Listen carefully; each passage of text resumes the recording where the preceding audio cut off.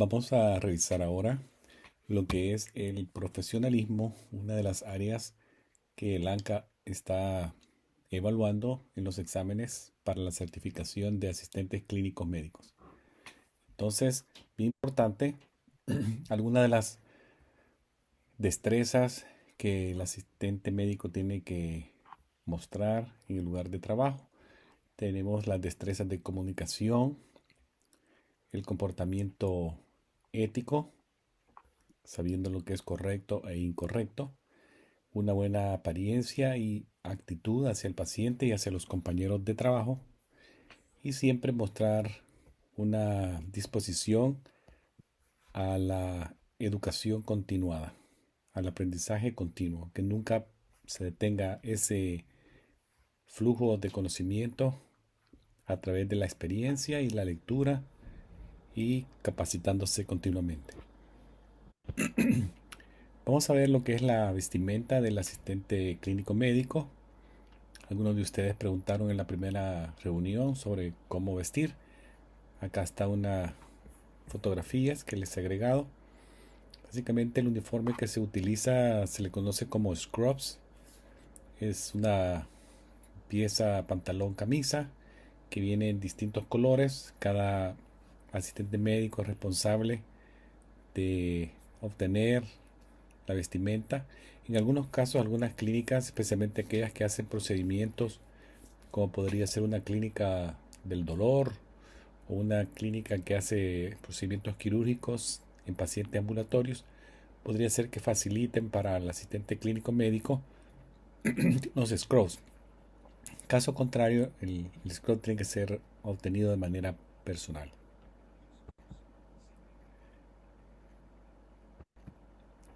El costo de un scrub, digamos la pieza de pantalón camisa, podría dar en un costo de 30 a 40 dólares por set. Siempre es bueno tener a disposición varios sets de scrubs para la semana. Aquí les muestro algunos scrubs en la fotografía para que ustedes tengan una idea. Ahora, en cuanto al calzado, se pide que el calzado sea cerrado, como ven en esta fotografía, donde le pongo sí, yes. Es un zapato cerrado de suela antideslizante, a diferencia de las fotografías que están en la parte inferior, en donde se puede ver que están los Crocs. No se permite que sean Crocs o tipo de zapato abierto como el que ven acá. Recuerden que cualquier apertura en el zapato podría facilitar que algún derrame de líquido o cualquier cosa entre en contacto con la ropa del asistente clínico médico. Entonces se prefiere que sea un zapato cerrado y con suela antideslizante.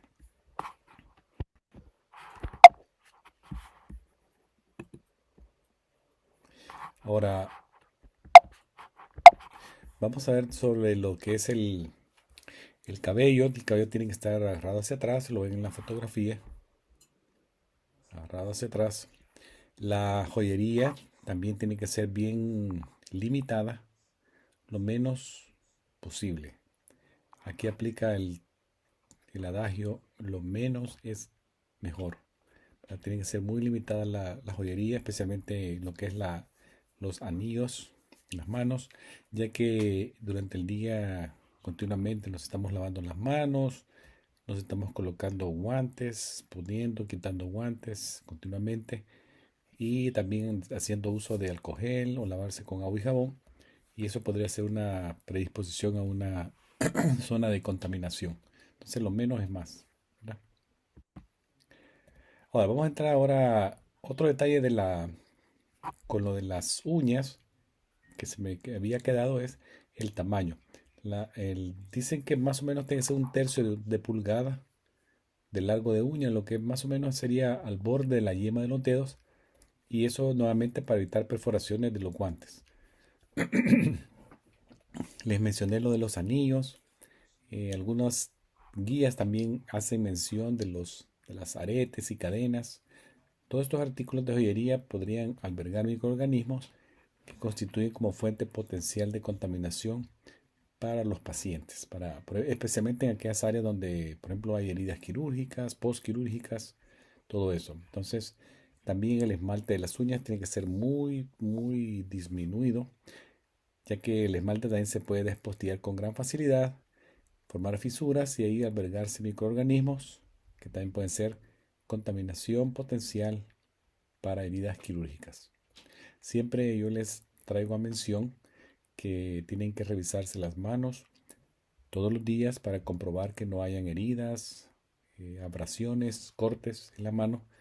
Hay que hacerlo cada mañana, cada tarde, cuando ya nos retiramos del trabajo y estar muy atento al cuidado de nuestra piel de las manos, ¿verdad? Siempre las uñas, los bordes, todo eso, estarlo vigilando de manera continua. Ahora, con el profesionalismo, ya hablamos un poco de lo que es la apariencia. Al principio hablamos de lo del calzado, la vestimenta, el scrub, el cabello. Ahora vamos como el comportamiento, ¿verdad? Más o menos qué define el comportamiento profesional de un asistente médico. Ahí les muestro algunas características que son muy mencionadas en las guías, que son: el comportamiento debe ser profesional,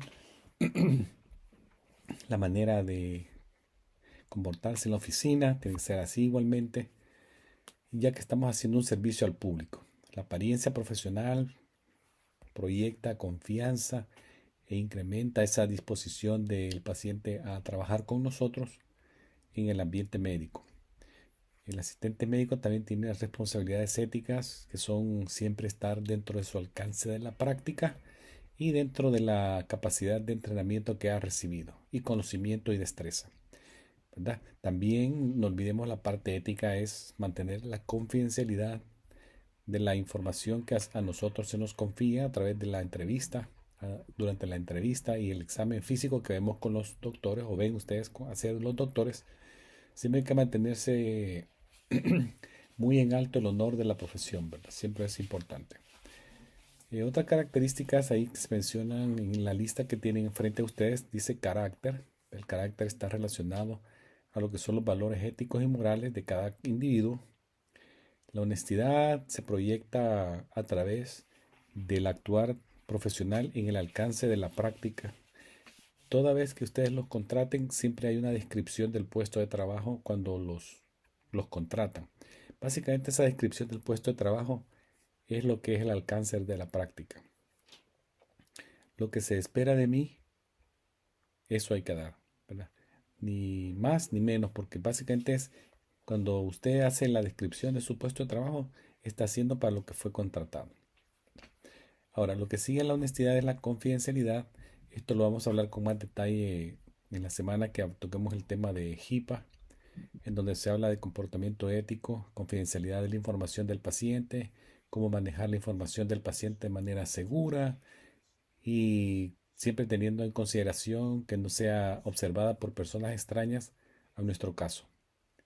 Entonces la confidencialidad es muy importante. Ahora, por último, tenemos acá en la lista la tolerancia, que básicamente la tolerancia es un concepto que dice que es el deseo de mostrarse en disposición de aceptar las creencias y prácticas de otros. Esta es una característica muy importante de todos los profesionales de la salud, de los que trabajamos en el área médica de la salud. Entonces, la tolerancia le va a permitir a todos los que trabajamos en esta área, y ahora ustedes que están formándose como asistentes médicos, para trabajar efectivamente con sus compañeros de trabajo y pacientes. No olvidemos que Estados Unidos es un país multicultural, internacional, en donde pacientes y compañeros de trabajo van a tener diferentes religiones, orígenes étnicos y también diferente bagaje cultural de donde ellos proceden. Entonces, mostrar disposición a aceptar esas creencias y prácticas es bien importante en el trabajo diario. Ahora, en cuanto a las responsabilidades en el lugar de trabajo, se hace mención de que siempre hay que tener buen manejo del tiempo, ponerse siempre objetivos de trabajo, priorizar labores del día y analizar de manera efectiva en qué forma hago mejor uso de mi tiempo con los pacientes que tengo bajo la responsabilidad de cada quien. Entonces, es una actitud muy importante del asistente médico durante su trabajo diario. Una expectación que tienen los que lo han contratado y también una expectación que tienen los pacientes hacia él, ¿verdad? Es uno mostrar esa disposición de hacer eso de manera profesional. Es como mostrarse muy fiel al puesto de trabajo. Eh, Siempre se menciona acá que el asistente médico tiene que respetar la diversidad de las personas individuales, siempre mostrarse empatético con los demás, mostrando buena comunicación con los compañeros de trabajo y con los pacientes. En cuanto a la comunicación, no olvidemos que siempre tiene que ser profesional con los compañeros de trabajo y con los pacientes. Y tiene que ser apropiada a través del todo el día, las 8 horas que estemos ahí, ¿verdad? Entonces es muy importante que la comunicación respete los valores éticos de lo correcto o lo incorrecto. Y eso es muy importante también con los pacientes. Entonces, no discutir, por ejemplo, tareas no relacionadas al lugar de trabajo durante horas laborales. Y si se hace, tiene que mantenerse al mínimo o tienen que ocurrir durante los recesos en áreas designadas para recesos. Siempre todas las oficinas van a tener una área designada para el descanso o toma de alimentos y ese sería el mejor momento y lugar de conversar de cosas fuera del trabajo. Entonces, no olviden eso, el profesionalismo, entenderlo, que tiene que ser como un punto de honor para el asistente médico. Ahora, ¿cómo manejamos el conflicto en lugar de trabajo? Y ustedes van a ver que puede haber conflictos con el grupo con el que trabajamos o compañeros de trabajo o conflicto con los pacientes. Entonces, el manejo del conflicto tiene que hacerse muy profesional para que el estrés no, no involucre la efectividad del trabajo que hacemos todos los días. Entonces, ser muy profesional en esto.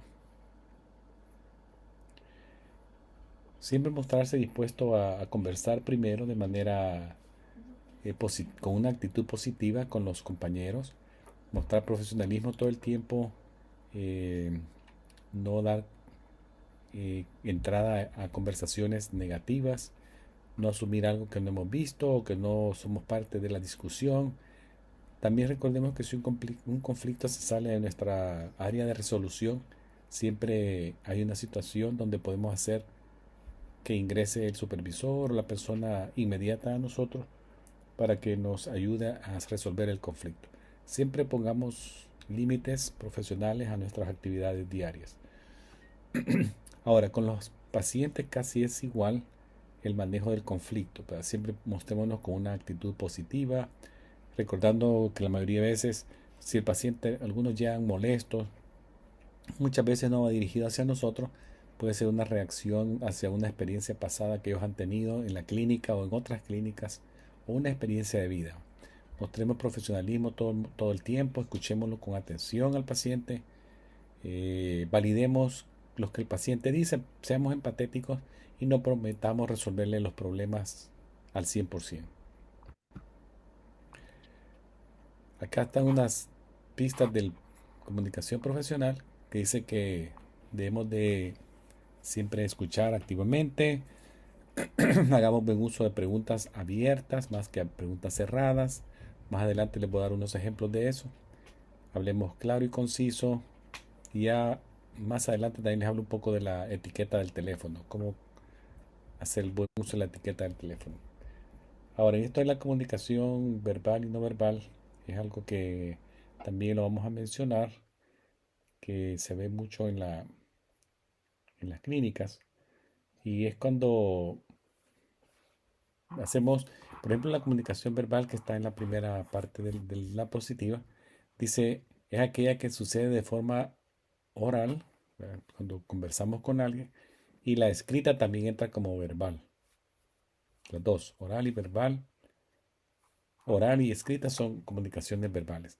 Ahora, la comunicación no verbal es aquella que no incluye los dos ejemplos anteriores y también nos puede proveer información adicional a lo que estamos escuchando o leyendo. Y son aquellas, por ejemplo, el lenguaje corporal, es una forma de comunicación no verbal en el cual el paciente de forma inconsciente, a través de señales en su cuerpo, muestra emociones y sentimientos en ese momento. Es importante. Refiere información que nosotros podemos recibir y analizarla. La persona manda señales de sentimientos y emociones. Ahora, dentro de la comunicación no verbal también se incluye lo que es la comunicación secundaria que ocurre durante la comunicación oral. Y esto tiene que ver, por ejemplo, con el tono de la voz, el volumen de la voz, la cualidad de la voz. Entonces nosotros podemos percibir del volumen, del tono, de la calidad de la voz, si una persona está molesta, está satisfecha o se está mostrando indiferente. Esa es la comunicación secundaria. Ahora, otra forma de comunicación secundaria no verbal, tenemos lo que son las expresiones faciales, las expresiones del rostro y posiciones del cuerpo. Esto también son claves de la comunicación verbal que hay que prestarles atención cuando estemos con los pacientes. Aquí les muestro esta diapositiva en donde da un poquito de resumen de lo que hemos estado hablando, que dice tipos de comunicación verbal, que los dos modos eran oral y escrita. Y la comunicación no verbal, habíamos dicho que era el lenguaje corporal, la comunicación secundaria, que incluye expresiones faciales y expresiones de posición de cuerpo. Ahora, en cuanto a la comunicación con los pacientes, familiares y otros personales de salud, vamos a iniciar con lo que es la comunicación eficiente con los pacientes. El paciente tiene que saber que la persona, por ejemplo, en la recepción de la oficina, ya sabe que llegó. Entonces eso lo hace con un saludo, inmediatamente sea posible hacerlo. Así la persona está atendiendo una llamada, puede hacerlo de forma de su mano, mostrarle que se siente y ya lo va a atender. Entonces siempre saludemos al arribo de la clínica, mantengamos esa área de espera ordenada y luego vendrá la comunicación no verbal si es necesario hacerlo de manera de señales.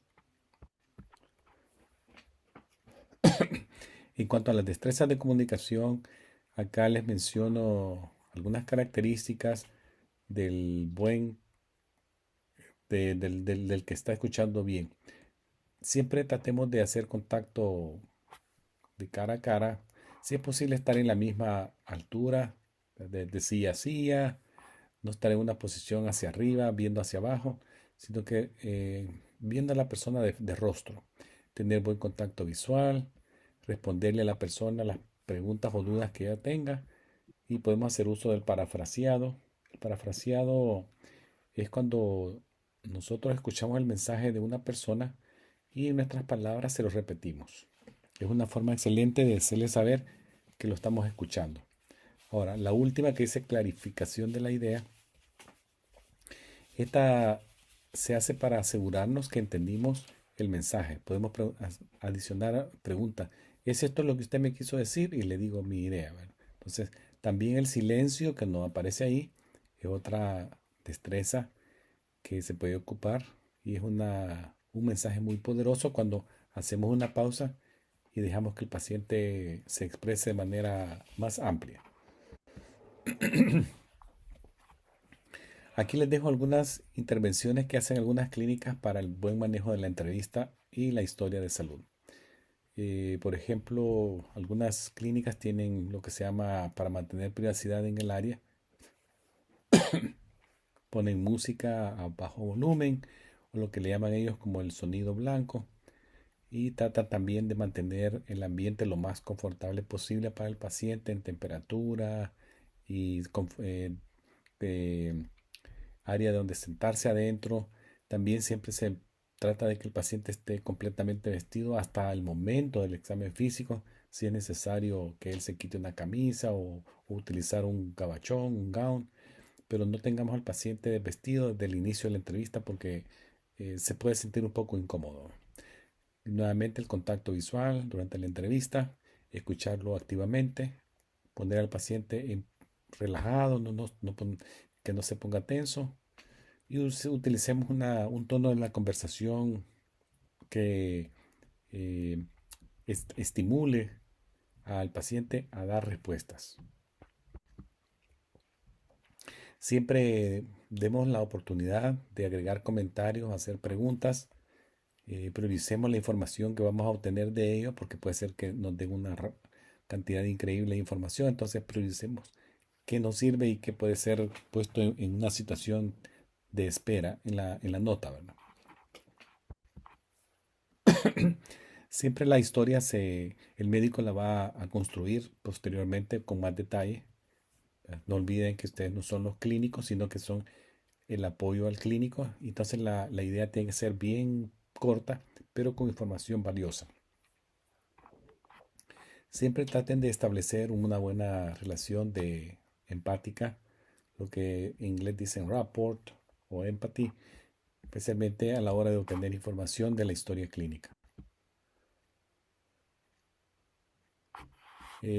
La historia es muy importante para la interpretación que luego el médico va a hacer más en detalle y luego vendrá la historia de la revisión de sistemas que lo hace el doctor y el examen físico.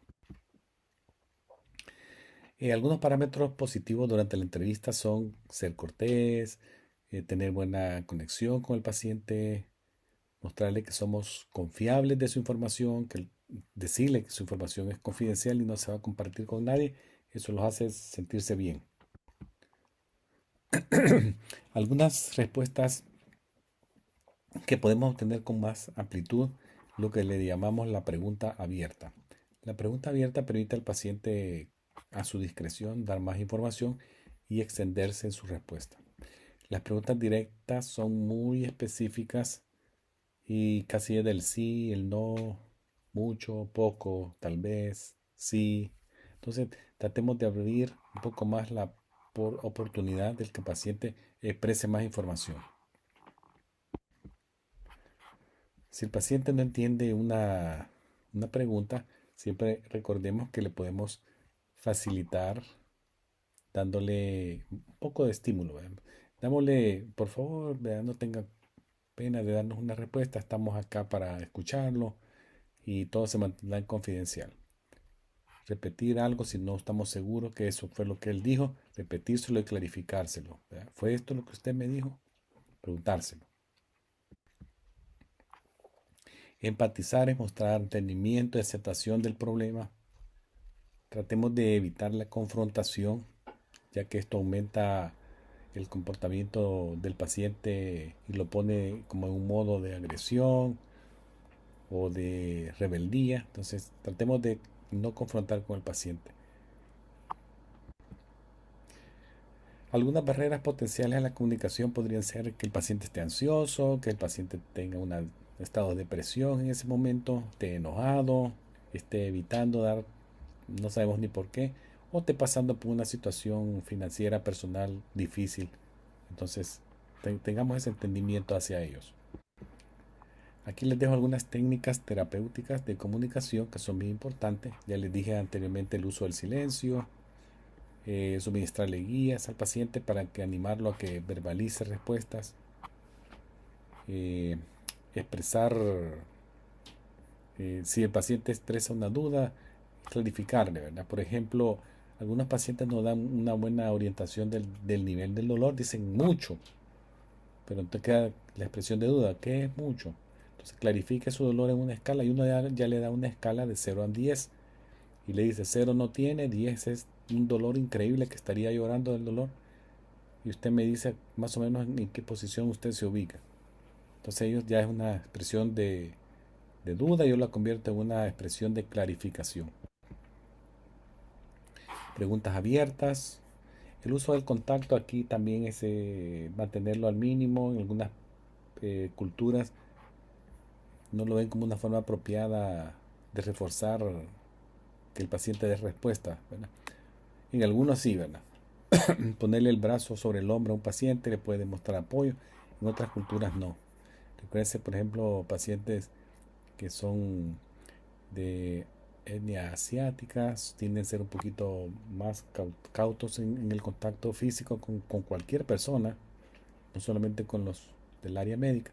Son muy esquivos, entonces respetemos esos tactos a la hora de cuando interactuemos con diferentes personas de diferentes partes del mundo, ¿verdad? Entonces hay que ser muy estrictos con eso. El profesional de enfermería debe ser sensible a las diferencias entre las actitudes y prácticas de pacientes que vienen de diferentes partes del mundo. El parafraseo ya lo habíamos dicho cuando transmitimos el mensaje y cómo lo entendimos nosotros. Ofrecimiento de uno mismo, aquí cuando le ofrecemos ayuda, le acompaño en su momento difícil, el doctor está aquí para ayudarlo, suministrar la información, especialmente a aquellos pacientes que van a ser sometidos a una cirugía, más o menos cuánto tiempo durará la recuperación, si necesita analgesia para el dolor, si necesita fisioterapia, cuándo tiene que regresar con el doctor para el retiro de los puntos, todo eso es suministrar la información. Enfoque, mantener al paciente siempre enfocado en la idea principal, pero no liderar o guiarle las respuestas. Al final, obviamente, tenemos que ir ya cerrando la entrevista, decir resumen y planificar. Recuerden que muchas veces el asistente médico es el primero que lo ve y el último que lo ve. Esa es la forma muy práctica de ver esta situación.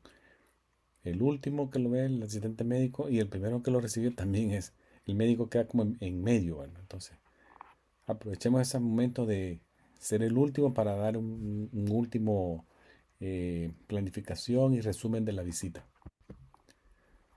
Ahora, la comunicación ya comercial con otras empresas que hacen el mismo tipo de trabajo como el nuestro, como otras clínicas o especialidades, tiene que ser escrita o por el teléfono. La comunicación escrita tiene que ser muy profesional, observando buena gramática, ya que se van a preparar a través de cartas, mensajes, todo eso, hay que hacerlo de forma correcta. Y en el teléfono igual, ¿verdad? Mostrar una buena etiqueta telefónica, siempre cuando contestemos el teléfono presentarnos con nuestro nombre y el nombre de la clínica y preguntarte qué le puedo ayudar, ¿no? Confidencialidades que van a haber en la clínica, por ejemplo, tienen el uso de vidrios corredizos en las áreas de espera. La secretaria no tiene que estar hablando de un paciente cuando tenga a alguien enfrente. Siempre, si está atendiendo a alguien, tiene que ser uno a uno. Mandar a la otra persona que no tenga que estar ahí al área de espera, sentarse a una distancia por lo menos 6 pies y no estar usando el teléfono en ese momento. Si información confidencial tiene que compartirse, se puede llevar al paciente a una clínica o un consultorio y hacerlo con una conversación más privada con la puerta cerrada. La etiqueta telefónica les dije que era para los expertos en la materia, dicen que contestar el teléfono por lo menos al tercer repique, lo ideal. Así no se puede inmediatamente, puedo poner al paciente en espera, pero le tengo que preguntar su permiso, si puede esperar. Luego le puedo contestar la duda o pregunta, o si se extiende la llamada con el primer paciente, entonces le llamo posteriormente. Nunca mostrarse enojado o agresivo con los pacientes que están llamando, sino que tratar de ser un punto de encuentro de ese paciente con una oportunidad de llegar a la clínica. Bueno, esto es lo que les traía de profesionalismo. Si ustedes ven son generalidades en el trabajo cuando hagan la práctica, ojalá tengan la oportunidad de hacer una práctica en alguna de las clínicas que el doctor les dijo que había disponibilidad de hacerlo, para que vean esto ya en el mundo real, cómo es que sucede ya en la práctica. Yo siento que sería una valiosa oportunidad si ustedes pueden ir a hacer un número de horas, si es posible hacerlo, para que vean ya cómo es en la vida real todo esto. Así que Ok. muchas gracias. Si tienen Muy bien, algún... profesor. Muchas gracias a usted.